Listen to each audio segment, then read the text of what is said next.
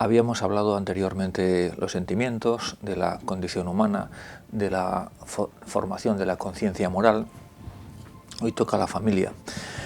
Precisamente la mejor educación sentimental se da en la familia y la mejor educación de la conciencia se da en la familia. No la mejor educación académica, por supuesto.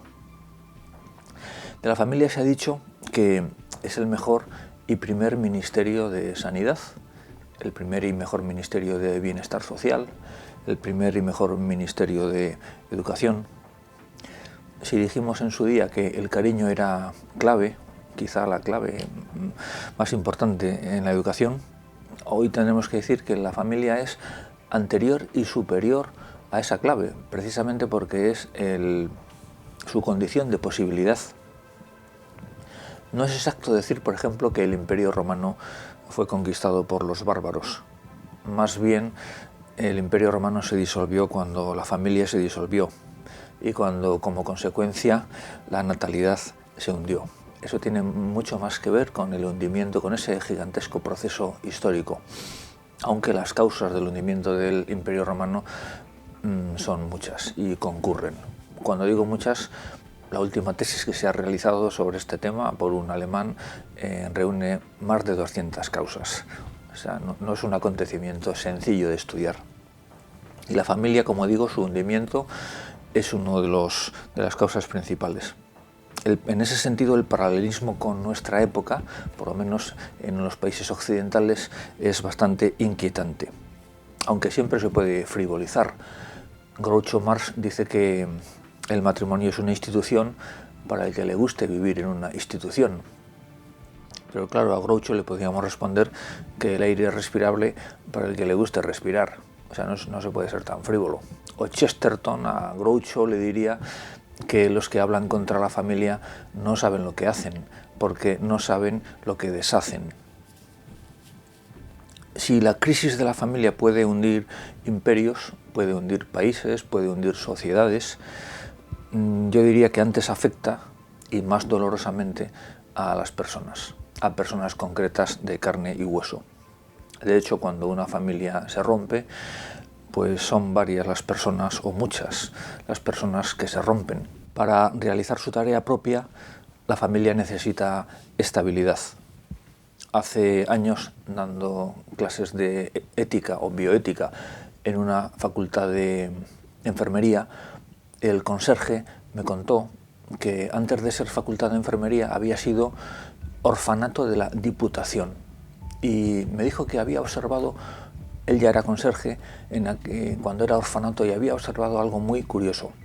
Tenían mucho dinero, de forma que los niños estaban muy bien atendidos, pero decía que sus resultados escolares eran más bien malos. En primaria, malos. En secundaria, muy malos. Y dice que casi ninguno accedía a la universidad. Y de los que accedían a la universidad, nadie conseguía concluir sus estudios.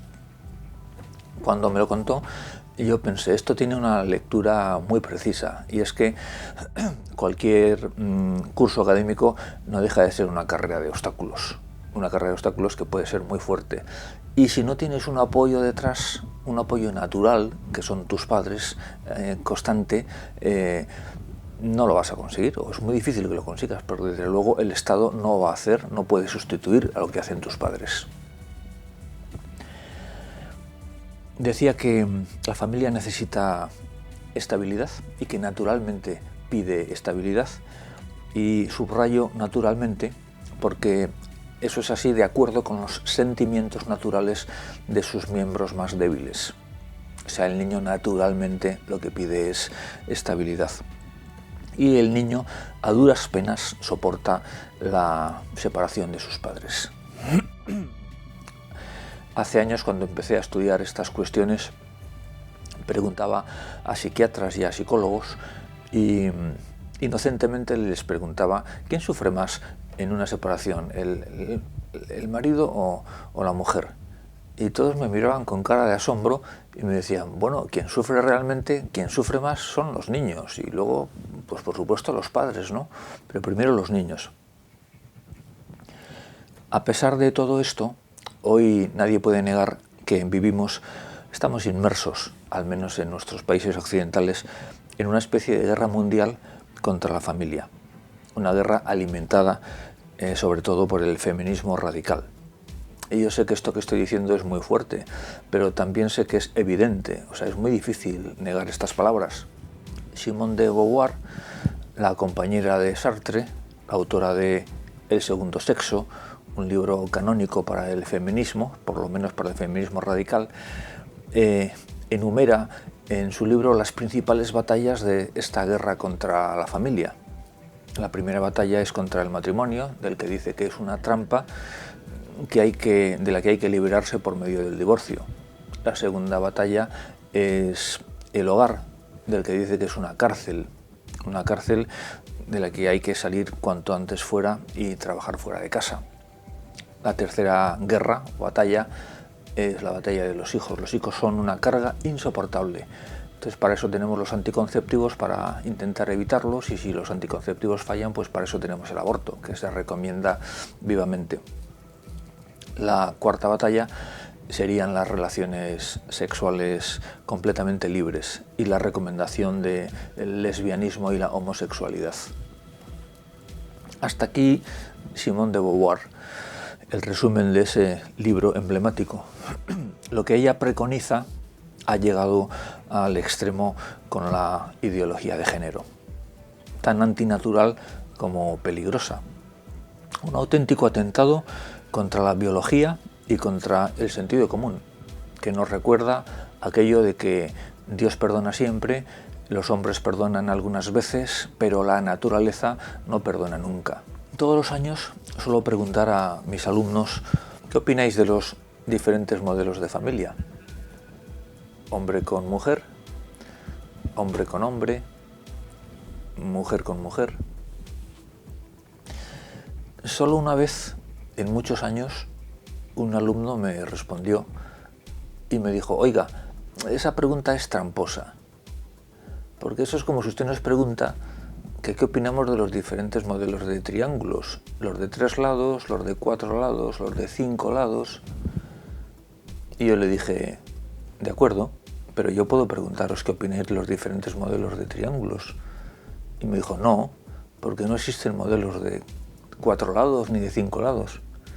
Y yo le dije: sí, porque si yo quiero llamar triángulos a los polígonos de 4 y 5 lados, puedo hacerlo, porque el lenguaje es convencional. El lenguaje significa lo que nosotros decidimos que signifique. Y él me dijo: sí, pero no. Ponemos significado a las palabras, pero si queremos entendernos, puede ser convencional hasta cierto punto. O sea, tenemos que ponernos de acuerdo sobre los significados. Cada uno puede hacer que signifique lo que él quiera. Y yo le dije: de acuerdo. La mayoría de mis alumnos no me dijeron: esta pregunta es tramposa. La mayoría siempre me contesta lo mismo: yo pertenezco a una familia tradicional, un padre y una madre, y pienso que esa es la mejor solución, el mejor modelo, y es el modelo que yo voy a seguir. Pero entiendo que haya otras personas que piensen de otra manera, y si son mayores de edad y se quieren, pienso que están en su derecho. Ese es también el argumento estrella. Si son mayores y se quieren, están en su derecho. Una posible conclusión de esto que vengo diciendo es que existe una estrechísima relación entre familia equilibrada y educación equilibrada, y por lo tanto una estrechísima relación entre familia en crisis y educación en crisis. Alguien dijo, y creo que fue Chesterton: llegará un momento en que se hará necesario explicar lo evidente. Hoy pienso que en medio de tanto juguete virtual tenemos más que nunca la necesidad de explicar a los hijos y a los alumnos qué es y qué no es la familia. Tengo un amigo, profesor de filosofía, con 3 hijos adolescentes, uno de los cuales es una niña bastante revoltosa, un poco rebelde, al que una vez mi amigo le dijo: Carmen, ¿tienes un minuto que te quiero explicar una cosa? Sí, papá. Pues mira, siéntate un momento. Te voy a explicar lo que es y lo que no es una familia. Una familia no es un grupo de personas, papá, mamá, los hijos, que viven bajo un mismo techo y establecen una especie de competición para ver quién va más a su bola, quién sigue sus propios intereses y se despreocupa más de los demás.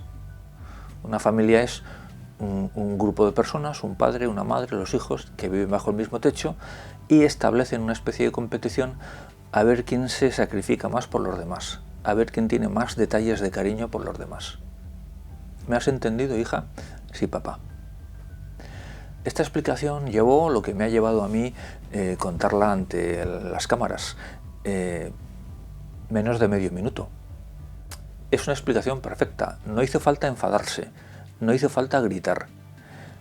Lógicamente, Carmen no cambió de la noche a la mañana porque su padre le explicara eso, pero Carmen es una persona lista y aprendió el mensaje y con el tiempo claro que fue cambiando, gracias a ese mensaje tan positivo y tan breve. Eso quiere decir que hay que tener buenas explicaderas, hay que cultivar el arte de explicar bien las cosas, porque las palabras son tan importantes como los ojos para entender el mundo. Al terminar esta sesión sobre la familia, me gustaría recomendarles vivamente un libro del que ya hemos hablado, el libro de Miguel Delibes, el novelista vallisoletano, Señora de rojo sobre fondo gris, y también Las pequeñas virtudes de Natalia Ginzburg.